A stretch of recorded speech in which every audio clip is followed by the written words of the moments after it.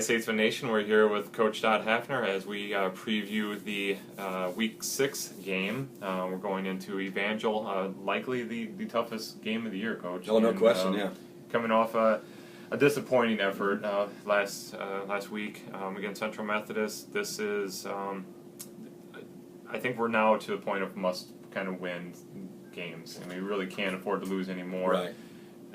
For playoffs. The only good thing is we get our bye next week, and then really the last 5 games we could go win and win a conference championship and things like that. But yeah. But for still a potential playoff berth, right. This is probably the route to go. I think you almost have to win out to help set ourselves to get up, yourself in that top 20 thing that the NAIA has, that stipulation. Yep. That's where it comes. And I mean, you'd have a whole bunch of good wins going down the road if you did that. But this we'll talk about Evangel in a second. Let's rewind here. And Central Methodist, a team that definitely much improved from where they've been. Very, very good quarterback. Ended up having a stingier defense than I think a lot of people expected, but they put out a good effort, a good performance against us, and we just came up a little bit short. We did, and we made some mental mistakes, mental errors, I guess. We had 4 or 5 personal foul or unsportsmanlike penalties. We had 4 or 5, offsides or false start penalties and things like that. And you just can't have those things against teams in our conference and expect to win the game. And they did a good job early in the game of kind of punching us in the mouth, and we kind of withstood it for a little bit. Yeah. And then our defense really figured it out from about midway through the second quarter on. Yeah. Did a great job of shutting them down. As far as dynamic quarterback, he's the best one we've seen.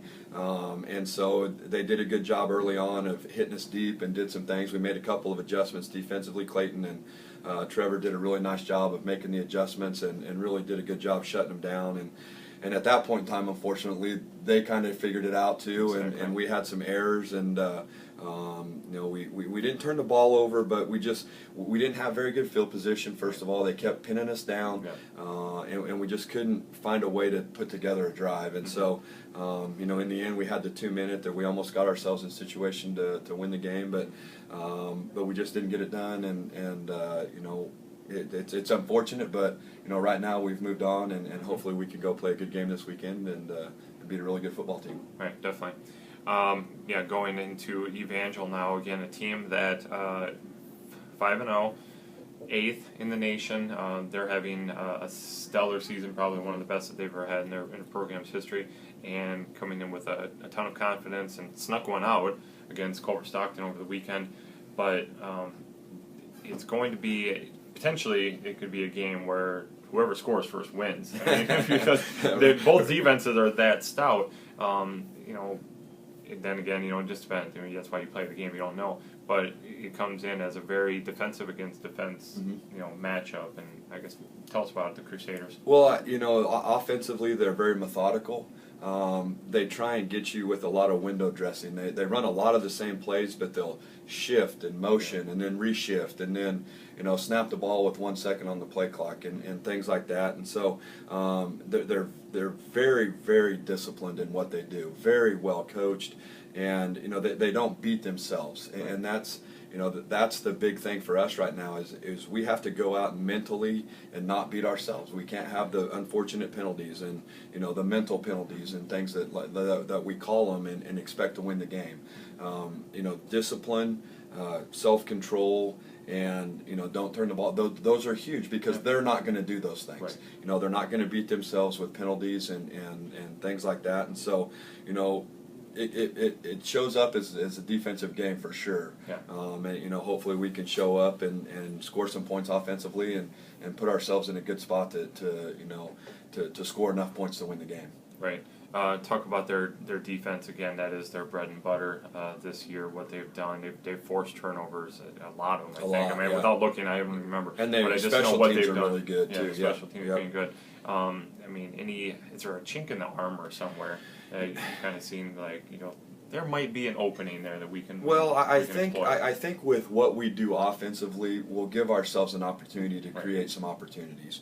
They've already played Peru State, so we've got a little bit of an idea of how they're going to defend us. Right. We watched last year's film, and they did a good job. We had the long play on the first play of the game that really kind of got us going a little bit. And then, there's some things that we wish we would have done last year that we didn't do. And so I think we have some opportunities if we can take advantage of those opportunities. Defensively, again, it's all about us being in the right spot. Making sure we get lined up properly, make sure we're in a good spot to be, to make the play. And, they're going to do everything they can to try and out-leverage you and outnumber you. And, again, it's going to be the responsibility of our guys to make sure they're lined up in the right spot so that doesn't happen. Definitely.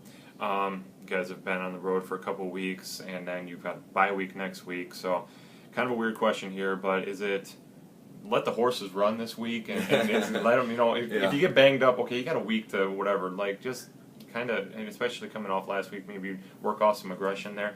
The guys might come in and be a little crazier and have a little bit more edge. Yeah, a little more edge, I guess. Yeah, there you go. I think we've seen that. I think that our guys weren't embarrassed because we played okay last week. Right. Embarrassed is completely the wrong word. But disappointed. They were disappointed in the way that they performed. Mm-hmm. And so, hopefully they can use that as fuel. And, we had a good day Tuesday. I thought our practices were really good Tuesday, talking to the defensive guys. And yesterday I thought we had a really good practice. And, today we'll go out and try and finish up a good week. And I think the disappointment of last weekend will fuel us for this weekend, and hopefully we can go out and put together a good performance. And again, it would be a big upset, and according to everybody, it's probably not going to happen unless you're in our locker room. And I really think that our kids are motivated by that, and I think that in the end, I really think we'll go play well and give ourselves a chance. Definitely. You basically talked about keys to success. Yeah. Anything additional that, Well, I mentioned special teams earlier. I think it's important that we don't, if we play well on offense and defense, that we don't give it away on special teams with allowing them to block a punt or a long return or things like that.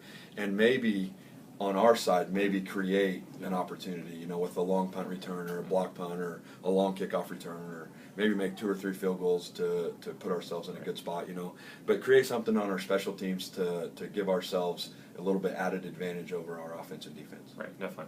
All right, Coach. Well, best of luck on Thank Saturday.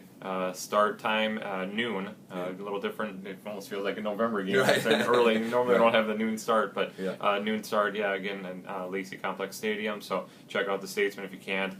You can watch on statesmanathletics.com. We got the app. We got all sorts of ways to catch them. So best of luck. We'll get that W, and we'll turn everything right back around. Right back in the right direction. We got 7th straight win. There we go. That way. There we go. All right. Thanks, Coach. Thank Appreciate you. it.